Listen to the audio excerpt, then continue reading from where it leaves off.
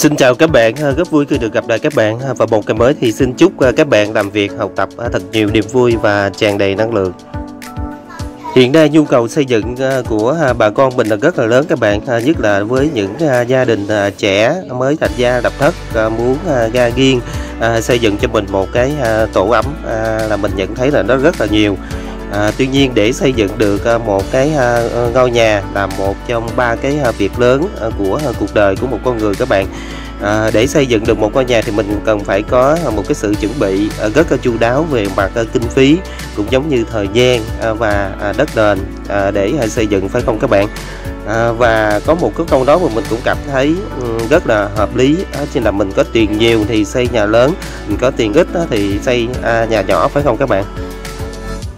Mình nhận được rất là nhiều comment của quý vị gửi về cho mình với những cái mẫu nhà mà nó tầm khoảng từ 180 triệu cho đến 200 triệu dành cho những cái gia đình trẻ. Như là mà comment của một bạn làm tầm 200 triệu trở lên xây dựng được căn nhà 2 phòng ngủ, nhà bếp và nhà vệ sinh được không anh. Comment của một bạn nữa là em ở Bình Định, em muốn xây cái nhà cấp 4 có 2 phòng ngủ cho vợ chồng em mới cưới. Em xem trên YouTube và thấy những mẫu nhà của anh đưa lên em thấy đẹp, và cái tài khoản của em thì chỉ tầm 200 triệu thôi. Và thêm một cái comment của một bạn nữa là em có 180 triệu cất được nhà cấp 4 ngang 5 và 15 không anh, ốp gạch tường, một phòng ngủ không anh. Để tổng hợp lại những cái comment của những cái bạn này thì hôm nay mình sẽ chia sẻ đến mọi người một cái mẫu nhà mà mình thiết kế và mình đã tính toán rất là kỹ, tầm giá khoảng 180 triệu cho đến 200 triệu. Vì cái chi phí mà của những cái bạn mà đã comment gửi đến nhờ cho mình tư vấn là chỉ là 200 triệu thôi. Như vậy bây giờ mình cùng tìm hiểu xem 200 triệu thì mình sẽ làm được gì và cái nhà 200 triệu là nó có những gì nha các bạn. Và bây giờ xin mời mọi người cùng mình đi tìm hiểu cái mẫu nhà tầm khoảng 200 triệu thì nó có những gì nha các bạn. Trước tiên là mình đi về cái mặt bằng bố trí công năng. Công năng của nhà cấp 4 này với cái chiều rộng là 4,5m, chiều dài là 16m, được thiết kế đầy đủ công năng các bạn. Cái phần sảnh ở phía trước là rộng là 1m, tạo cái mặt lòi mặt lõm 1,5m, còn cái vị trí cái cửa chính là 3m nha các bạn. Nối tiếp theo đó là cái phòng khách rộng 4,5m. Sau lưng phòng khách đó chính là cái khu vực phòng ăn và nhà bếp. Phòng ăn và nhà bếp này chỉ rộng là 2m thôi nha các bạn. Và các bạn đang quan sát đó chính là nó có một cái sự liên thông giữa phòng khách và cái nhà bếp này, giúp cho cái không gian ở cái khu vực bếp này nó được rộng hơn, và mình có thể đặt một cái bàn ăn tại cái vị trí tiếp giáp với cái phòng khách. Nối tiếp theo cái khu vực bếp đó chính là cái lối đi rộng 1m2 và 2 cái phòng ngủ, mỗi cái phòng ngủ này rộng 3m thôi nha các bạn. Và cái nhà vệ sinh thì được đặt ở phía cuối của cái nhà này. Ở cái phần mặt sau thì được bố trí là một cái cửa hậu thoát hiểm cho cái nhà cấp 4 này. Và ở một số video trước thì mình cũng có đề cập tới cái cửa hậu này, nó rất là cần thiết nha các bạn, giúp cho việc lưu thông gió và ánh sáng ở cái mặt sau này nó được tốt hơn. Các bạn vừa trải qua cái mặt bằng bố trí cái công năng này của nhà cấp 4 này. Xin lưu ý là cái phần mặt lòi mặt lõm này để giúp cho cái phòng khách này nó được rộng hơn nha các bạn. Và mình không có thể là tách biệt được cái khu vực bếp này riêng được, vì cái chiều dài của mình nó hạn chế là chỉ 15m thôi. Nó cần có một cái sự liên thông cái không gian giữa cái phòng bếp, phòng ăn và cái phòng khách. Vì sao mà mình bố trí cái nhà ăn và cái bếp mà nó cạnh cái phòng khách các bạn? Vì mình không có đủ diện tích để mà mình tách riêng cái công năng cho cái nhà bếp và cái phòng ăn được nha các bạn. Để tạo nên một cái điểm nhấn cho cái phòng khách thì mình trang trí một cái quầy bar nhỏ để ngăn giữa cái khu vực bếp và cái phòng khách.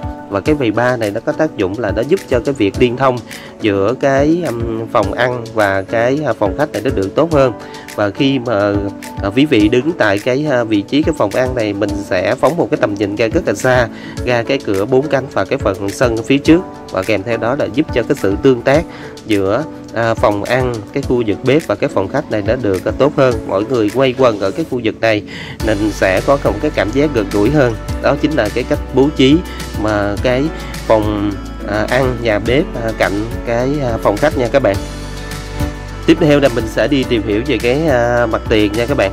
Mặt tiền nhà này được thiết kế rất là đơn giản các bạn, không được ấn định là theo cái phong cách hiện đại, mặt lòi, mặt lõm. Tại cái vị trí mặt lòi thì được thiết kế một cái bồn hoa nhỏ để tạo cái điểm nhấn cho mặt tiền nó trở nên sinh động hơn. Còn kế bên cái mặt lòi là cái cửa 4 cánh nha các bạn, bằng sắt sơn tĩnh điện màu trắng. Còn tại cái vị trí cái sảnh này được mình thiết kế là một cái vách tường 20 để tạo cái điểm nhấn, giống như là giúp cho cái ngôi nhà này cái mặt tiền nó trở nên nó cứng cáp hơn. Còn về chiều cao nền thì được thiết kế là chỉ 3 bậc tam cấp thôi nha các bạn. Vì nếu như cái nền nhà này mình cao quá thì mình sẽ phát sinh thêm cái chi phí. Cái phần sảnh rộng 1 mét thì được đúc bê tông nha các bạn. Từ cái phần sảnh trở ra cái phía sau thì lợp tôn một mái. Nhà này cái mặt tiền thì mình không có ốp gạch nha các bạn, tạo điểm nhấn bằng chỉ và cái màu sơn. Về cái màu sắc mà mình phối cho cái nhà cấp 4 này, mình lấy màu trắng làm nền, còn cái màu nhấn đó chính là màu xanh nước biển. Mình cũng xin lưu ý là cái màu này là do chủ đích là mình lấy, vì mình cũng rất là thích cái tông màu xanh. Còn trong cái trường hợp mà quý vị không có thích cái màu xanh này và mình có thể chọn lại một cái màu khác theo phong thủy, hoặc là theo cái màu mà mình yêu thích thì mình sẽ tiến hành mình phối lại. Xin lưu ý là mình không có ốp gạch cái mặt tiền nha các bạn. Và bây giờ mình sẽ đi cái phần chi tiết của cái mẫu nhà 200 triệu này, với cái chiều rộng là 4,5 m, chiều dài là 16 m, được thiết kế với chi phí là 200 triệu. Thì 200 triệu mình sẽ làm được những cái gì? Thứ nhất là cái phần móng thì mình chỉ thiết kế là móng đơn thôi nha các bạn, không có áp dụng những cái phương pháp gia cố nền móng khác. Thứ hai là cái nền của cái nhà này nó cao chỉ là 3 bậc tam cấp thôi nha các bạn, tổng với chiều cao nền đấy là 450. Thứ ba là cái chiều cao của cái thân nhà này là 3,6 m, mà mình không làm hơn 3,6 m, vì hơn 3,6 m đó thì mình phải tốn cái chi phí vật liệu và nhân công, và mình phải tốn thêm một cái cây dằn đường nữa. Thứ tư là về cái phần cửa, đây là cửa sắt sơn tĩnh điện màu trắng nha các bạn. Thứ năm là cái trần của cái nhà này thì mình sẽ chọn là cái trần thạch cao, nhưng mà mình đóng phẳng, không có vượt cấp để nhằm tiết kiệm cho cái nhà này nha các bạn. Thứ sáu là về cái phần cái gạch nền là chọn là cái gạch nền 60 x 60, nó khoảng 130.000 một mét vuông. Về cái phần thứ bảy là về cái phần cái mái tôn thì được là lợp tôn một mái, có thể là tôn hoa sen hoặc là một cái đội tôn nào đó mà nó tầm khoảng cái giá nó khoảng 110.000 một mét vuông. Số 8 là lưu ý là nhà này là mình không có ốp gạch và chỉ trải cái lên tường thôi. Số 9 là sẽ sử dụng sơn nước và tạo cái điểm nhấn bằng màu sơn cho toàn bộ cái ngôi nhà này. Thứ 10 là cái phần sảnh thì sẽ được đúc bê tông, còn cái phần sảnh trở ra phía sau là lợp tôn một mái. Vì sao cái phần sảnh mà được đúc bê tông? Để giúp cho cái mặt tiền nó trở nên cứng cáp và giúp cho cái ngôi nhà này nó trở nên có cái điểm nhấn ở cái mặt tiền hơn. Đó chính là 10 cái lưu ý và 10 cái phân tích mà mình phân tích cho cái mẫu nhà cấp 4 với cái chi phí 200 triệu này. Và mình cũng xin lưu ý là nếu như mà mình làm phần trang trí hoặc là mình có cái phần cái điều chỉnh này thì nó sẽ có phát sinh thêm cái chi phí hơn 200 triệu nha các bạn.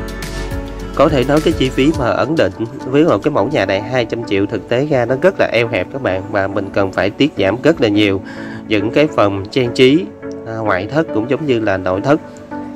Mình cũng tư vấn cho chủ nhà là mình cố gắng hoàn thành cái phần khung của cái ngôi nhà này, cũng giống như là hoàn thiện tới cái giai đoạn mà sơn bê và cái phần cửa.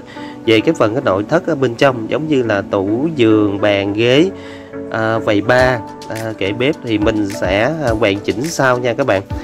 vì bà con mình có câu là liệu cơm gắp mắm, và 200 triệu thì mình cũng không thể nào mà mình làm quá nhiều. Thì cái phần cái chi phí của mình nó phát sinh ở cái giai đoạn trang trí nội thất này nó rất là nhiều, vì nội thất là cái phần mà được xem là rất là xa xỉ, phải không các bạn?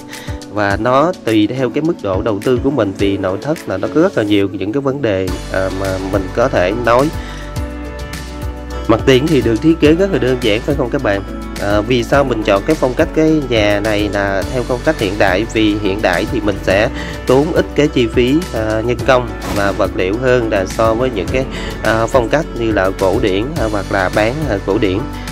Hoàn chỉnh một cái ngôi nhà 200 triệu như thế này với một cái mặt tiền mà nó hiện đại như thế này, mình nghĩ rằng nó rất là hợp lý với mọi người. Vì mình cũng không thể nào mà làm quá hơn được nữa, và mình có thể mạnh tay trang trí cái mặt tiền hơn nữa nha các bạn. Chính vì vậy mà cái mặt tiền của cái nhà này mình chỉ dừng lại ở cái mức độ như thế này thôi. Còn mọi người nếu như mình có thể bỏ ra cái kinh phí thêm nữa thì mình có thể là ốp gạch cái mặt tiền. Đây chính là một phần mà mình lưu ý. Bên cạnh đó mình cũng xin lưu ý thêm một phần nữa là tại từng cái vị trí công năng một thì mình đều có đường đặt cửa sổ hết nha các bạn, giúp cho ngôi nhà này nó lưu thông gió và ánh sáng được tốt hơn. Và kèm theo đó là tất cả những cái phần cửa đi và cửa sổ thì sẽ được thiết kế là cửa sắt sơn tĩnh điện màu trắng hết. Cái phần mà lưu thông gió và ánh sáng này nó rất là tốt nha các bạn. Nếu mình không có quan tâm đến phần này thì khi xây dựng cái ngôi nhà của mình xong thì nó sẽ rất là bức bí, và mình sẽ gặp rất là nhiều khó khăn trong cái quá trình mà mình sử dụng. Mình cũng nhận thấy rằng bà con mình rất là thích ốp gạch cao lên 1,5 m hoặc 1,8 m nha các bạn. Nhưng với trong cái trường hợp mà cái kinh phí của mình là chỉ 200 triệu thôi thì mình cũng khuyên là mình không có ốp gạch, mà mình sẽ sử dụng những cái cách trang trí nội thất khác, như là nhấn bằng màu sơn hoặc nhấn bằng những cái chỉ, hoặc là nhấn bằng giấy dán tường thì nó cũng rất là đẹp, và cái độ hoàn chỉnh của nó cũng rất là cao nha các bạn.